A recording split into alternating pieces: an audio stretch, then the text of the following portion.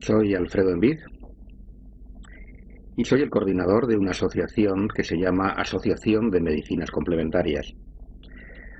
Entre otras cosas, hacemos una revista desde mediados de los años 80.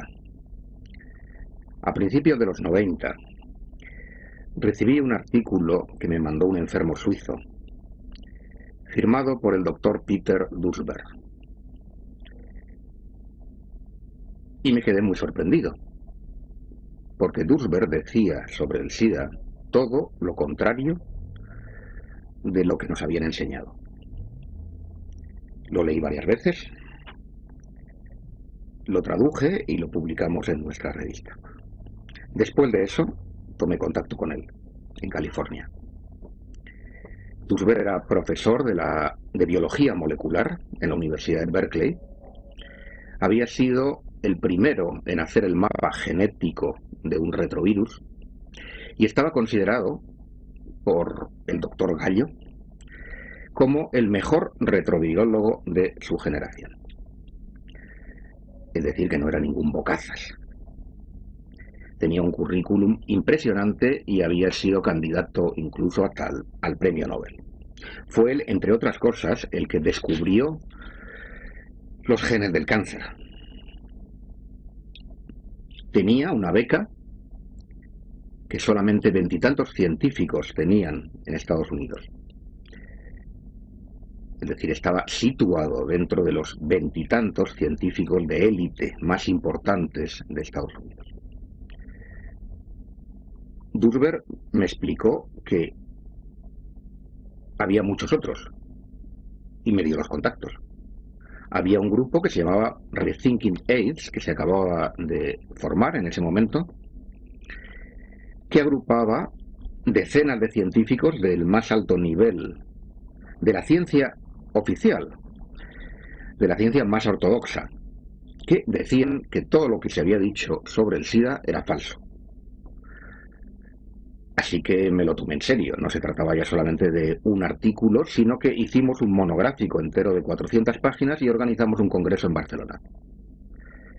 Ese congreso, que tuvo lugar en el 93, si no me equivoco, vino Duesberg, vino Harvey Bialy, que era entonces el director científico de la revista Biotechnology, una de las más importantes revistas de biotecnología profesional del mundo.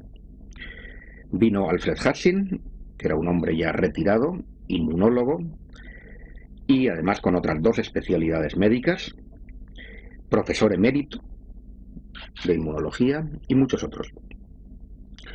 Para mí quedó claro que tenían razón. Además de estos, me sorprendió también mucho que hubiera 3 premios Nobel.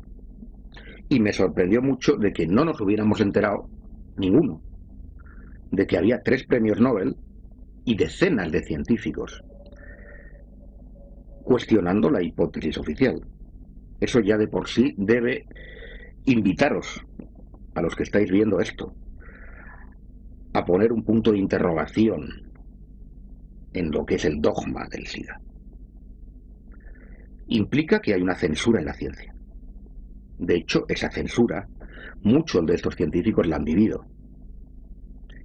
Desde que Duesberg empezó a decir esto, por ejemplo, puesto que hemos empezado a hablar de él, y se lo merece, puesto que fue el primero que tuvo el valor de enfrentarse con la ortodoxia, su beca desapareció, sus fondos de investigación desaparecieron. Le quitaron hasta la secretaria. Y sufrió las consecuencias de decir la verdad y de ser honesto. Como anécdota, un colaborador suyo, Stroman, que era otro biólogo molecular muy prestigioso en la Universidad de Berkeley, cuando se jubiló en los años 90, dijo, señores, dijo y lo escribió, Duesberg y todos los que dicen que el virus del SIDA no causa el SIDA tienen razón, pero he esperado a jubilarme para que no me pase lo mismo que a él. Y añadió, muchos de nosotros, refiriéndose al resto de los biólogos de primera línea, pensamos lo mismo. Muchos lo piensan, pero no lo van a decir. Por lo menos hasta que se jubilen. Así que esperamos que a medida que se vayan jubilando, tengamos una epidemia de disidentes.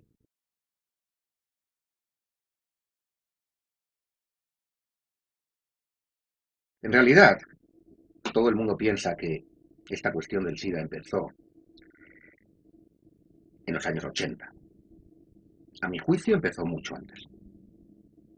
Empezó con el inicio de la investigación sobre los retrovirus.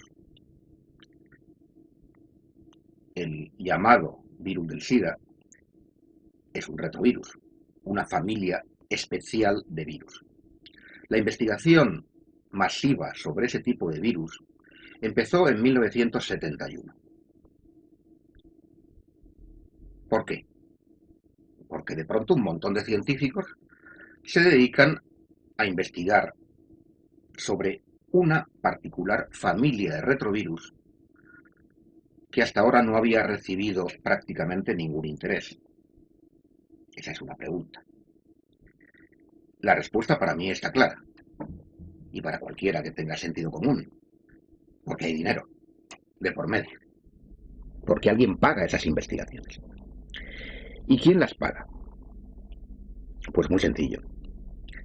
En 1971, la situación en Estados Unidos era que estaban perdiendo la guerra de Vietnam. Nixon lanzó una campaña para vencer al cáncer, porque el cáncer estaba aumentando y la gente tenía miedo. Naturalmente, consiguió los fondos. Así que los fondos fueron a su campaña para vencer al cáncer. Bueno, hasta aquí todo parece muy bien. Pero cuando se ve la letra pequeña, resulta que todo el dinero iba a ir para demostrar que un retrovirus causaba el cáncer. Es decir, para culpar a los virus o alguna familia de virus del aumento del cáncer y de la responsabilidad del cáncer. Esto es incuestionable, son hechos históricos de la investigación científica. ¿Por qué se escogió los retrovirus? ¿Por qué no otros? Ese es un punto clave. Los retrovirus no matan a las células que infectan. Para que un virus cause el cáncer, la primera condición es que no mate a la célula. Si un virus se mete en una célula y la mata, ya no hay cáncer. Por lo tanto, por ese motivo se escogieron a los retrovirus. ¿Y qué sentido tenía dedicar todo el dinero a esto? Pregúntenselo. Tenía un sentido muy sencillo. Las investigaciones que apuntaban como origen del aumento del cáncer al aumento de la contaminación radiactiva y al aumento de la contaminación química eran cada vez más evidentes y, por supuesto, más incómodas para la industria. Así que había que desviar la atención. ¿Cuál es la forma de desviar la atención? Si investigas en que el cáncer es causado por la radioactividad o por la contaminación química, no vas a tener ni un dólar. Si investigas sobre los retrovirus, que es lo que nosotros queremos, tienes todo el dinero del mundo. Es perfecto. Desgraciadamente la ciencia funciona así, desde hace ya muchos años.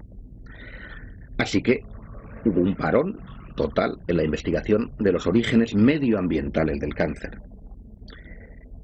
Y decenas y centenares de científicos se dedicaron a gastarse el dinero, ese maná financiero que se les daba, para demostrar que el cáncer era causado por un virus. Estábamos en 1971, llegamos a 1980 y empiezan a aparecer en los años 80 los primeros casos que se etiquetan de SIDA. ¿Se había descubierto la causa del cáncer? ¿Se había descubierto que un virus fuera la causa del cáncer? No. ¿Se había curado el cáncer? No. Todo el programa, todo ese dinero, había sido tirado a la basura, desde el punto de vista de los pacientes. Desde luego, desde el punto de vista de los intereses industriales, no. Aparecen los primeros casos, que son todos enfermedades antiguas, sarcomas de Kaposi, neumonías, por neumocistis. Y los Centros de Control de Enfermedades de Atlanta se frotan las manos. Y toda la investigación y todo el complejo industrial que se había dedicado a la investigación de los retrovirus como posibles causas del cáncer se reconvierte al SIDA.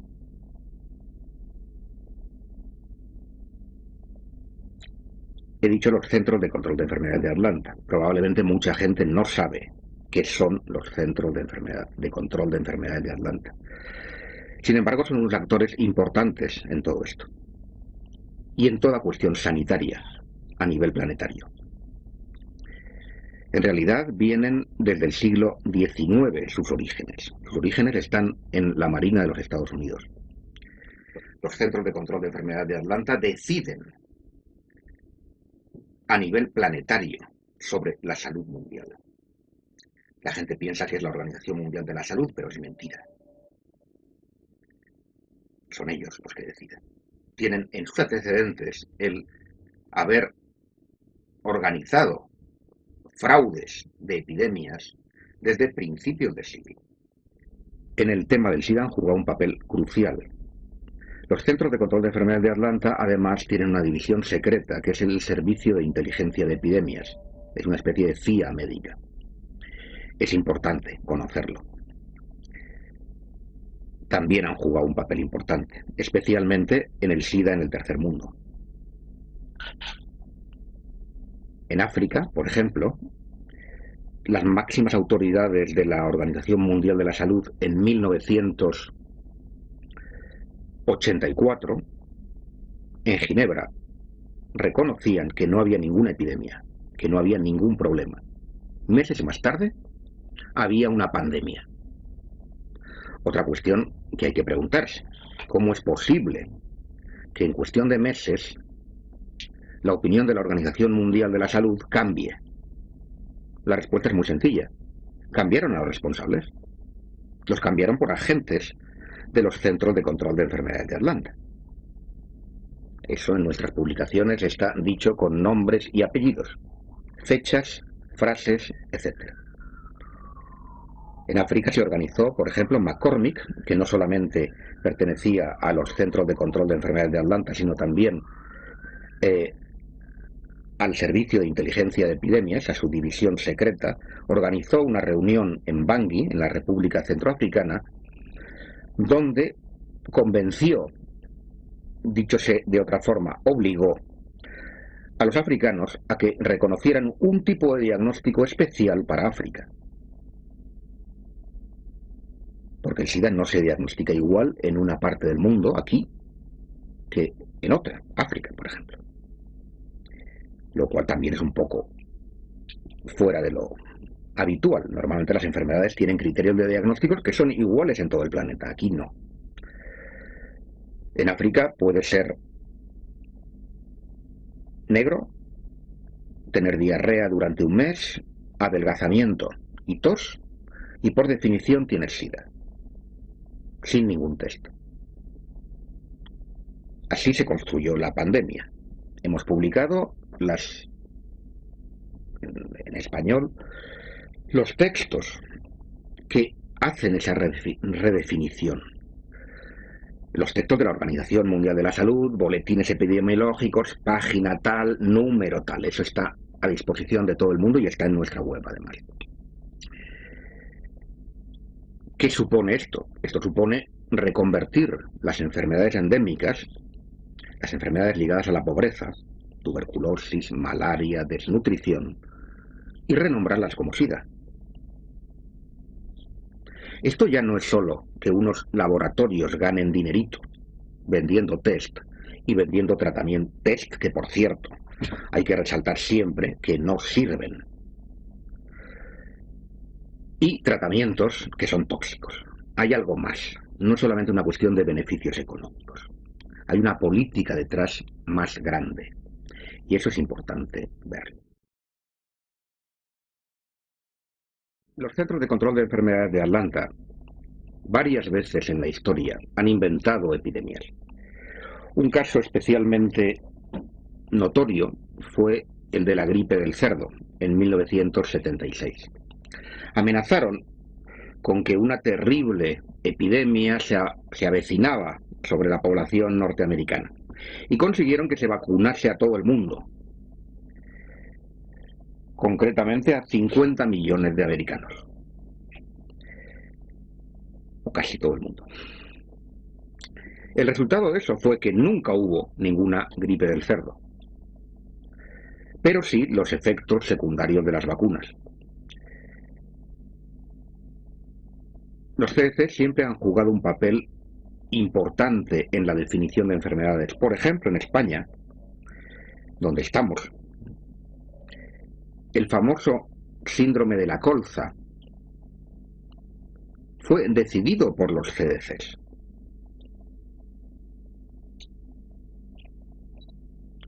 En realidad no era el aceite, era un pesticida de la multinacional Bayer, el que había provocado la catástrofe, con miles de muertos y decenas de miles de enfermos crónicos de por vida. Cuando llegaron los CDCs, quitaron todas las comisiones que había, que investigaban en otras líneas, que no fueran la del aceite, y decidieron que era el aceite. Y con eso nos quedamos. Es un ejemplo nacional, local, que da idea de la extensión del poder que tienen.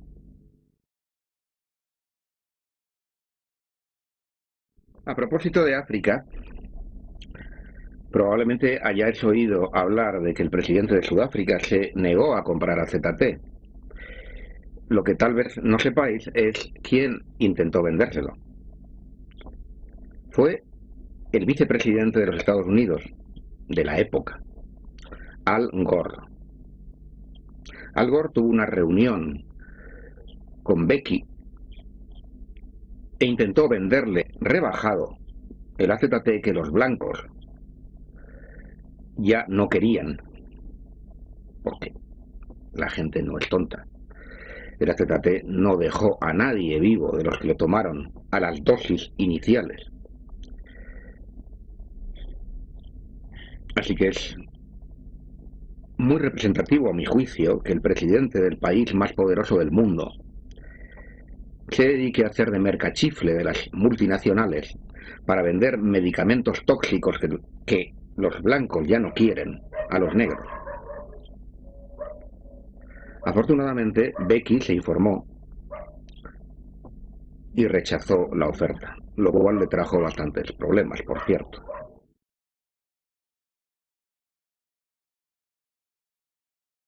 SIDA quiere decir síndrome de inmunodeficiencia adquirido. Eso es lo que quiere decir SIDA.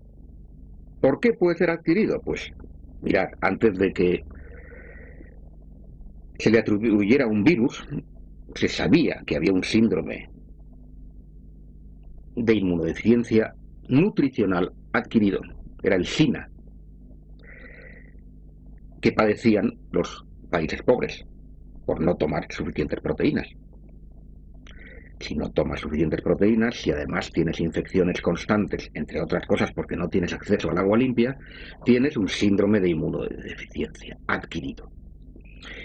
Toda la gente que tomó AZT en la primera época tuvo un síndrome de inmunodeficiencia adquirido por tomar una droga tóxica e inmunosupresora a dosis altas, que era el AZT, que se había rechazado incluso para el tratamiento del cáncer, porque era demasiado tóxica, con cuentagotas. Pero a los enfermos de SIDA o a los seropositivos de la época se les podía dar con el grifo abierto. Ahí tienes otro síndrome de inmunodeficiencia adquirida. En Chernobyl se habla del SIDA de Chernobyl.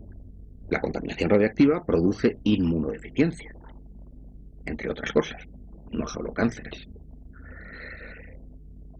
Los soldados que volvieron de Vietnam, que habían sido contaminados con el agente naranja, y los propios vietnamitas tuvieron inmunodeficiencias, porque las dioxinas que contenía el agente naranja producen inmunodeficiencia.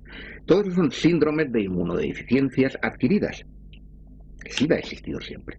Los heroinómanos, los cocainómanos, que toman drogas duras, y no solo inyectadas, sino también inhaladas, tienen y han tenido siempre síndromes de inmunodeficiencia. Si tú tomas mezclas de drogas, no duermes, no comes bien, tu sistema inmunitario acabará claudicando, tarde o temprano, y tendrás una inmunodeficiencia. Tú y yo y cualquiera. ¿Y los homosexuales? Los homosexuales es otro problema, pero está ligado con esto, porque los homosexuales que tuvieron SIDA inicialmente eran los máximos consumidores de drogas, y algunas en exclusiva, por ejemplo los poppers. Y los poppers producen sarcoma de Kaposi, que fue lo que se llamó el cáncer gay, que no aparecía en mujeres, sino exclusivamente en homosexuales que tomaban ese tipo de droga que no toma otra gente normalmente. Tienes una buena prueba que de hecho no pasó desapercibido a los científicos con sentido común. Y muchos inmediatamente se dieron cuenta de la relación que había entre los poppers y la epidemia de sarcoma de Kaposi que estaba habiendo. Pero les dijeron que por ahí no. La hipótesis de las drogas se bloqueó totalmente. En resumen, tú estás preguntando por qué unos, por qué otros. En África está claro. Es una forma de redefinir las enfermedades de la pobreza, que producen inmunodeficiencia. África es cada vez más pobre. Es expoliada de sus recursos, como sabemos, y eso hay que cubrirlo. Y además sobra gente, que ese es otro tema.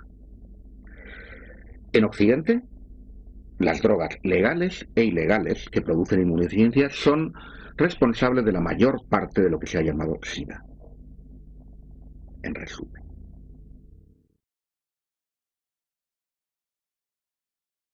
La medicación ha ido evolucionando. Los primeros medicamentos, el primer medicamento fue el AZT. El AZT era quimioterapia para el cáncer y así lo sacó el laboratorio Burroughs Wellcome, 30 años de que empezara a usarse para el SIDA. Entonces se consideró, no se le dio la autorización porque era súper tóxico. Cualquier quimioterapia para el cáncer todo el mundo sabe que es tóxica.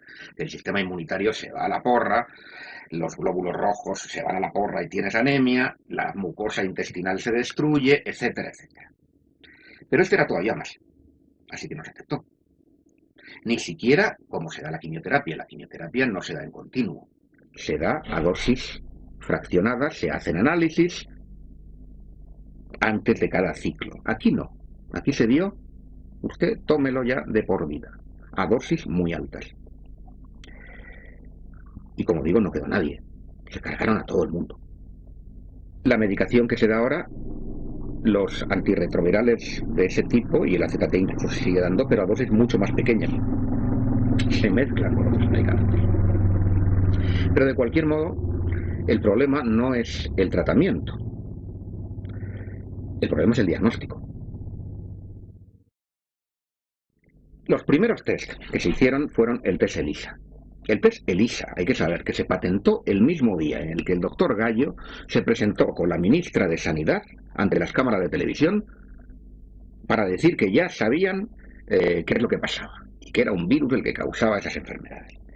Ese mismo día descaradamente se patentó el test. El test son royalties, el dinero. El test ELISA da más de un 80% de falsos positivos. Y no lo digo yo, lo dice el New England Journal of Medicine, que es la revista más prestigiosa de medicina occidental, en un estudio hecho sobre aspirantes a la Marina de los Estados Unidos, sobre decenas de miles. Entonces decimos, bueno, habría que plantearse cómo es que seguimos pagando de nuestros bolsillos un test que da más del 80% de falsos positivos. Respuesta de los oficiales, pues porque luego, ya lo sabemos, pero luego lo confirmamos con otro, que es el Western Blot, que ese es 100% fiable. Eso es lo que os dirá Nájera, el doctor Nájera, en España, por ejemplo, lo ha dicho. Pregunta siguiente. Doctor, entonces, ¿por qué en Inglaterra está prohibido? Por no ser fiable. Los test de anticuerpos dan positivo en más de 70 circunstancias que sepamos, documentadas en la literatura científica, que van desde el haber tenido muchos embarazos hasta haber tenido hepatitis, enfermedades reumáticas como la artritis, por ejemplo, o el haber sido vacunado. Luego vinieron los test de virus. En realidad los test de virus se hicieron desde el principio, los test convencionales de virus. Pero no se hacían sistemáticamente. ¿Por qué? Porque no se hacían test de virus igual que se hacen para la hepatitis o para otras cosas. Pues muy sencillo, porque muchas veces daban negativos, aunque la gente se estuviera muriendo. Entonces, que te estuvieras muriendo de SIDA o en estados terminales y que no tuvieras el virus era un pequeño problema. Así que dejaron de hacerlos. Incluso renombraron los casos. Los Centros de Control de Enfermedades de Atlanta, con Anthony Fauci, de los Institutos Nacionales de la Salud, establecieron un acuerdo por el cual, si tú tenías SIDA, pero en los test de virus no había virus, ya no tenías SIDA. Tenías linfocitopenia idiopática de los CD4. Esto que suena tan bonito simplemente quiere decir que no tenían ni idea de por qué los linfocitos CD4 habían bajado. Y se quitaron el problema del medio. Luego vinieron los test de carga viral. Desgraciadamente y empezaron a encontrar virus por todas partes. Desgraciadamente los test de carga viral se basan en la PCR, la reacción en cadena polimerasa. Esa técnica fue inventada por Kary Mullis. Le dieron el premio Nobel de Química por eso, en los años 90. Y Kary Mullis desde el principio dijo que su técnica no servía para contar virus. Hemos publicado artículos de Kary Mullis. En el libro hay una entrevista que le hicimos cuando vino a Madrid. Y entonces, bueno, se plantea la cuestión. Usted que me está viendo no es científico, yo tampoco, pero tenemos sentido común. ¿A quién vamos a hacer caso? ¿A Kary Mullis, que inventó la técnica, que dice que no sirve para contar virus, o a los que viven de vender la técnica? Pues mi humilde sentido común me dice que haga caso a Kary Mullis, que lo único que ha ganado con esto es ser insultado en los medios de comunicación, ser boicoteadas sus publicaciones y lo mismo que han ganado todos los disidentes del SIDA, recibir palos por todas partes, mientras que los otros se han hecho multimillonarios. Y esto no hay que perderlo de vista, siempre, ¿qué ganan unos, qué ganan otros? Siempre hay muchos motivos de desesperanza cuando te enfrentas con un monstruo como es el sistema que controla la información médica y la información pública. Sin embargo, yo os recomiendo entrar en Internet, entrar en páginas como Rethinking AIDS. Os podéis pasar meses leyendo lo que hay en Rethinking AIDS, años, conociendo las opiniones de todos estos científicos de los que hablábamos. Esa página se actualiza regularmente. Os dará otra visión de las noticias que no vais a encontrar en la televisión, que por cierto es mejor apagarla. De por vida. Y haceros vuestros propios canales de noticias. Buscar quién documenta lo que dice y haceros vuestros propios canales. Esa es una página. Ahí tenéis las de otras asociaciones, por ejemplo, la de mi amigo, el catedrático de inmunología, Roberto Giraldo, que lo trajimos, le invitamos a venir y vino en el año 2002 para una contraconferencia que organizamos cuando se hizo la conferencia oficial del SIDA en Barcelona. De esa página, de la página de Roberto Giraldo, que tiene muchos artículos en español, podéis saltar a un montón de páginas en español. Realmente el volumen de información disidente disponible es creciente. Aunque aparentemente no se vea. Evidentemente la censura en los medios de comunicación es férrea. Hay temas que no se pueden tocar. Esto no se puede tocar. No se puede tocar, mucho peor que esto, el tema de la contaminación radiactiva de las nuevas guerras. Y lo hacen muy bien. Lo hacen muy bien, pero gracias a Internet y gracias a un trabajo que muchos disidentes están llevando a cabo, mucho más inmediato, de hablar con sus amigos, de organizar cosas en los barrios o pequeñas conferencias en asociaciones, se va difundiendo. Además tenemos una ventaja, y es que nosotros no tenemos nada que perder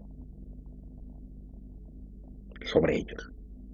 Mi opinión es que cualquiera que proponga una curación del SIDA es un farsante. Y los farsantes los hay en la medicina oficial y en la medicina alternativa, desgraciadamente.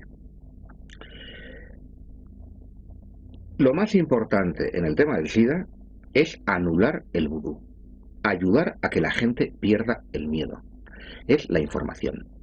El mejor tratamiento inmunoestimulante, que los hay, va a fracasar si la persona sigue pensando que la hipótesis oficial es la única.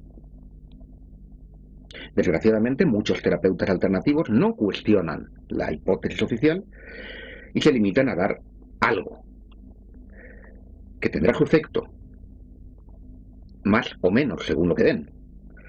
Es evidente que los antioxidantes ayudan, es evidente que hay plantas que estimulan el sistema inmunitario, es evidente que la acupuntura estimula el sistema inmunitario, etcétera, etcétera.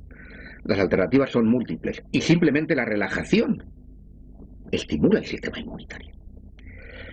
Pero si no tienen el valor de hacer lo que deben hacer,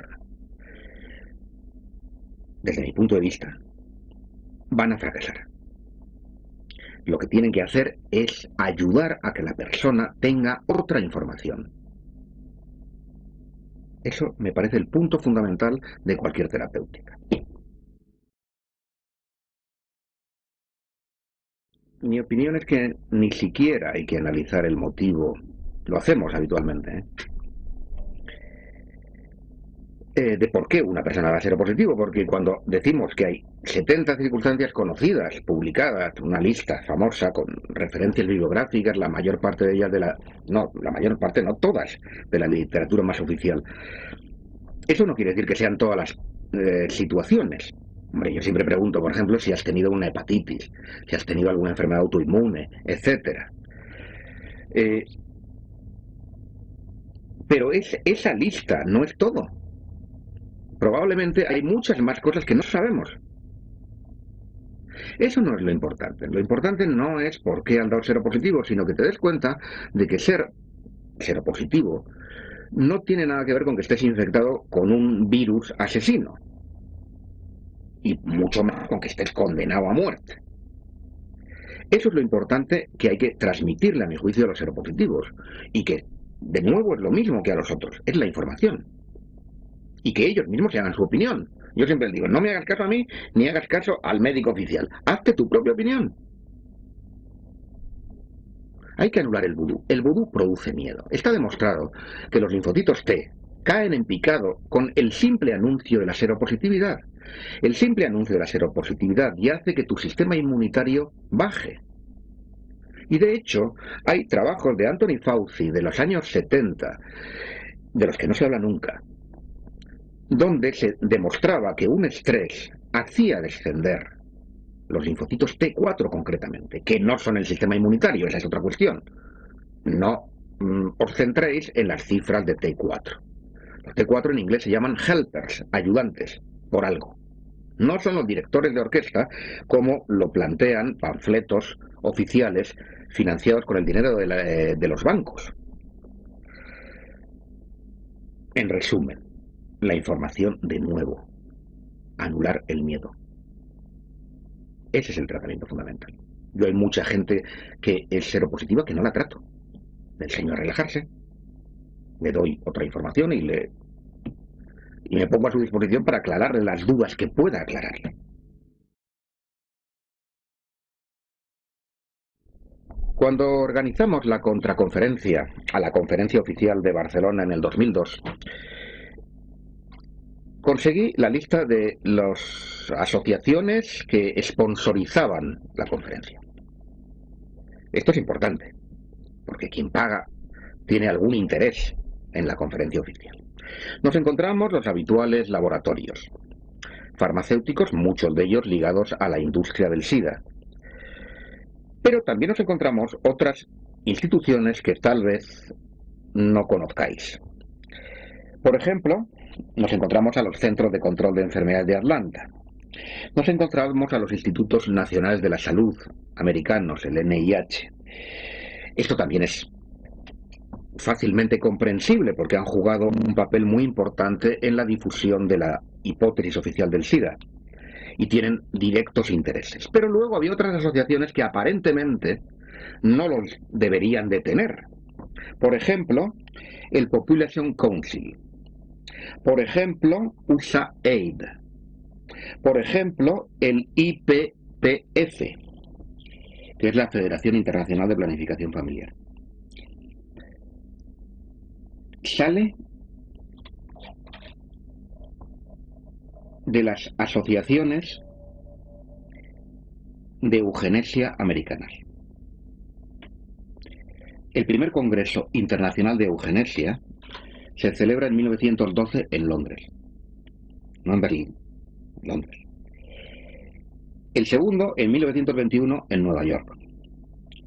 El tercero, otra vez en Nueva York, y es presidido por el doctor Ernest Rudin, un nazi que fue uno de los artífices del genocidio nazi. La idea que mantienen es que hay una raza pura y hay que preservarla. De ahí sale la Oficina de Planificación Internacional Familiar y todas las asociaciones que luego se derivan, por ejemplo.